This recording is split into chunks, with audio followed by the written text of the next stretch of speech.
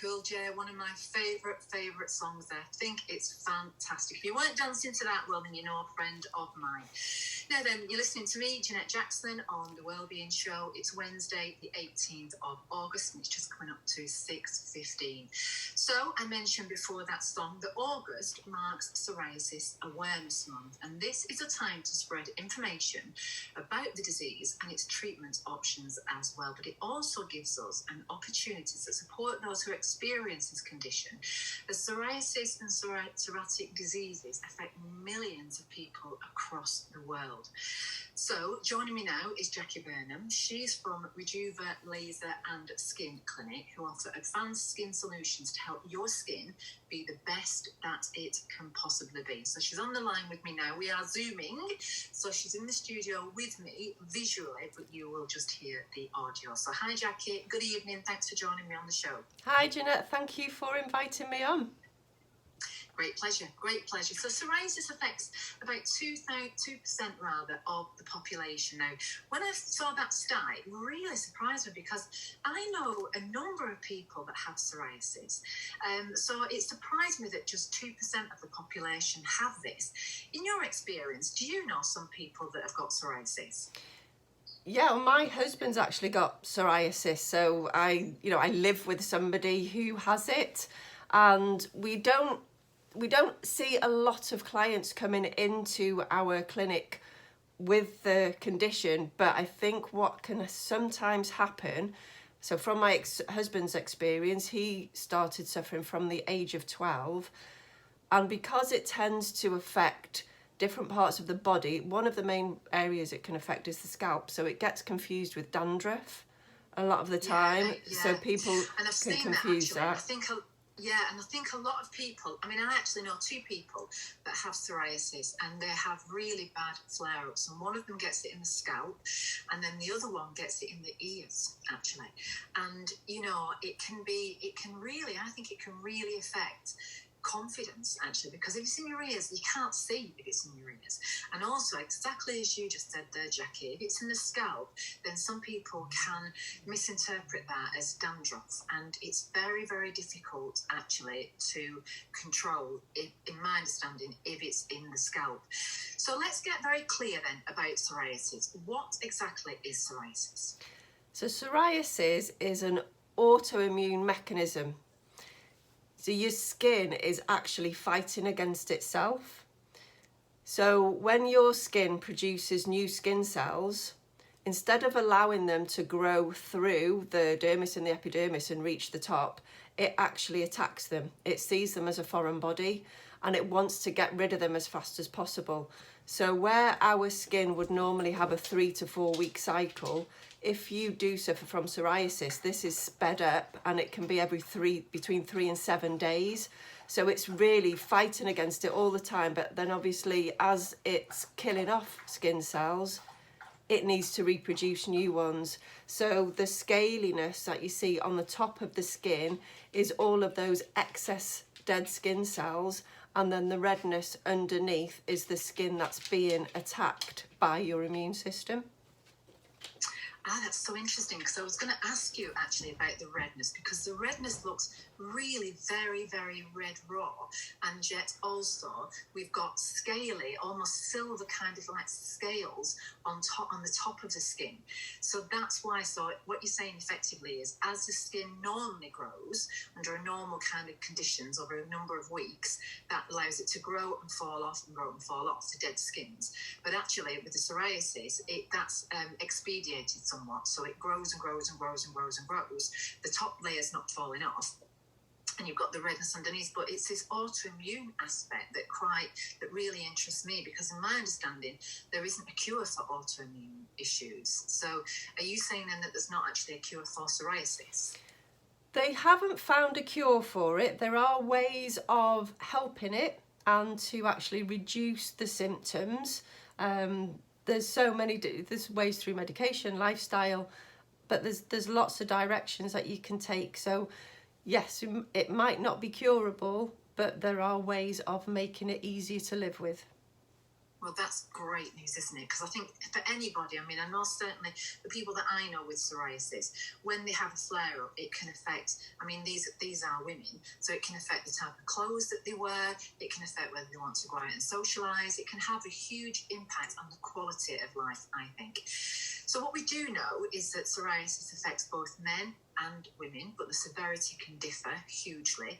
And apparently, under my research, it tends to start in people under the age of 35. Do you agree with that? Yeah, it can start from the age of 15. Like I say, my husband was 12, but during those first few years, they thought it was dandruff. So he wouldn't have been diagnosed with it. And that's the thing with statistics. They've only got the numbers they've got from people that have come forward to be tested for things. So if people don't recognise their own symptoms as possibly being psoriasis, then they won't actually flag up as being a psoriasis sufferer. Absolutely, that's a really, really great point. So tell me then, Jackie, tell me, why do people get psoriasis flare-ups when they are under stress? So again, in my experience, in my day-to-day job, I am a biochemist and stress resilience expert. So I go into corporate companies and do a whole load of, kind of workshops and seminars on stress and resilience. And very often, if we do have somebody in the room that suffers from something like psoriasis or even eczema, they will say to me, when I'm stressed, I know I am, because it affects my skin and my condition goes worse. Why is that? Studies have shown they can't pinpoint exactly why it is stress that does it, but they have noticed that there are lower levels of cortisol, which is the stress hormone, with people with psoriasis. So because of that lower level, the body isn't able to cope with those stress levels in quite the same way. And again, it's your immune system that kicks in, and that's what's setting off the psoriasis. With the eczema, I'm not sure why it will do it with the eczema quite so much, because a lot of it can just be a vicious circle as well, because people will be stressed because of their psoriasis or because of their eczema. So one can stress the other one out quite often. It's like a chicken and egg scenario.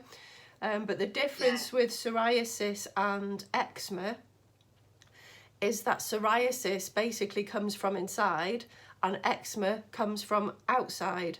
So it's your body fighting against itself with the psoriasis, but with the eczema, it's your body fighting against outside aggressors. So it tends to be more like contact dermatitis and things like that, like allergens and things. Interesting, so interesting. And I think you're absolutely right, this chicken and egg situation. So when people do get stressed and the psoriasis flares up, as I mentioned, they don't want to go and see people. For some people, it can affect the confidence, and it can affect whether they want to go out and socialise. And then, of course, we all know that if you have a bad day, at times, not always, but at times, that can affect the kind of foods we want to eat. We can crave carbs, we can crave, wine, fizz, whatever that. And then we set up a whole different cycle then, because that can then obviously affect sleep, and then you off on a whole roll there. So you are from Rejuva Laser and Skin Clinic, and you offer advanced skin solutions. So what would you offer for somebody who came into your clinic with psoriasis? So I tend to sit down with them and look at what they're doing in their lifestyle, because that is one of the biggest things that they can do to help themselves. As far as treatments go, I would always refer them to their GP or their dermatologist for anything to apply onto their skin.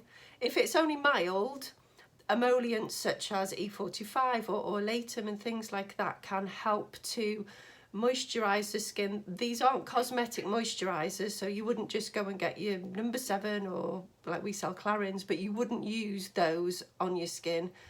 They are specifically for helping to just help with specific problems. Anything more than that, then you're going to be looking at the vitamin D creams, and there's also steroid creams that can be used. But there's products like retinoids, so things with vitamin A, which slow down the skin production.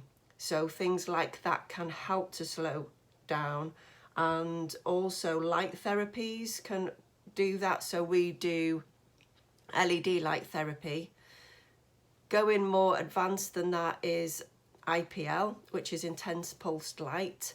But if it was to be severe psoriasis, you can go to the hospital, and different forms of controlled UV light therapy, and even it's like coal tar. It sounds like something from the olden days that they would, but things like that do help.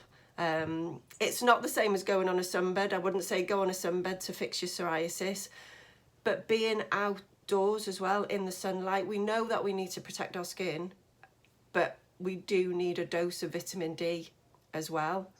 And so exposing for a short amount of time outside of that window of the high sun, so over the lunchtime period, is safe to do it for a short, like 20 minutes. So if you go for a walk in the morning, 20 minutes in the daylight is going to help with that exposure. We also do supplements that help calm the skin as well. And we do have a consultant dermatologist that works directly with our clinic.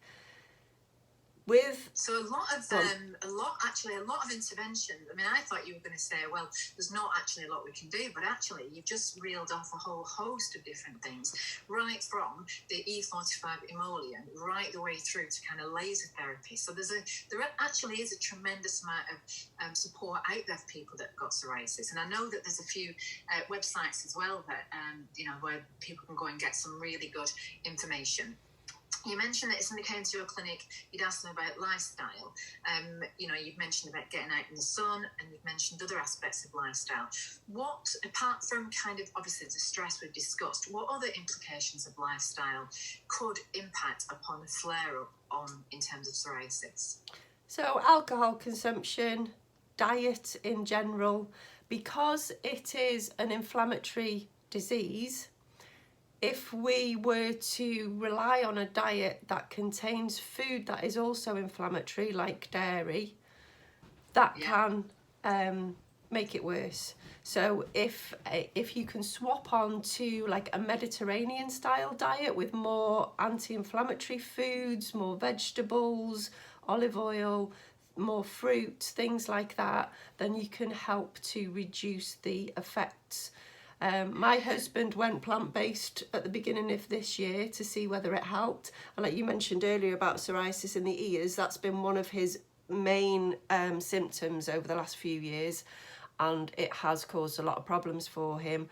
But going onto a plant-based diet has really helped. It's not made it disappear by any means, but it has calmed it down significantly. Well, one thing that I was going to say, actually, I don't know if anybody ever saw a lady go on Dragon's Den, a lady called Hannah Silito, and she actually went on Dragon's Den to design creams and nutrition recipes specifically for skin conditions, specifically for things like psoriasis. And she has an Instagram page called My Goodness Recipes. And honestly, if you went on that Instagram page, My Goodness Recipes, and saw the images of people with skin conditions, very often psoriasis, and the impact that the change in diet can have, it's quite phenomenal. So listen, Jackie, how can people find out more about Rejuva Laser and Skin Clinic and get some more information off you? So you can go onto our website, which is www.rejuva.co.uk. We are based in North Wales, but we do have a nurse that comes to us all the way from up your way. Her name is Amanda Jane Hewlett of Amanda Hewlett Aesthetics, and she will always be happy to put anybody in touch with us. Yes, I believe Amanda's in Crosshaboos, so she's really all the way, which is fantastic. So if she's listening, hi Amanda, welcome from Crosshaboos. Well, Jackie, thank you for your time. It's been incredibly interesting, and we will pop your details on our Facebook page for anybody who's interested in finding out more about what your clinic can do to help them with psoriasis. Have a lovely evening. Thank you. Thank you. Gotta go. Thank you. You were brilliant. Thank you so much. Thank you.